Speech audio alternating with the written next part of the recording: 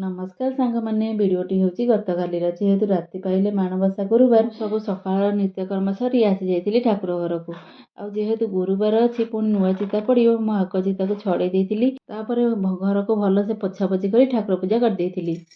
पूजा सारिक आसला बेलू सिला आमर बन देती आलू परोटा ताकू खाईदे अलग कम लगी पड़ी आमर परिवा काटे टे साहय करदे मु खराबेल रोषे करदे जेहेतु गतकाली मूला भजा शशुर गाड़ी पड़ता पुणी से मूला को कहवा अनुसार भजा जाइला काम सारिकी टिके रेस्ट नेबू कौन ए पिलाटा भी किसी करई दौनी।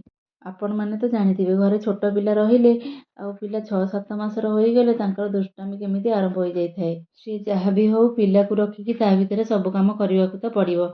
तो सिलार मोर सबुआड़े चिता पकई देलु ता भितर रातिर खाଇବା बनवा और अलग कम भी चली थाए। फाइनाली सब कम सरला बेलू राति 12टा हो जाए। तो माणबसा बुधवार टी आमर एमती कटिला। रही जय जगन्नाथ।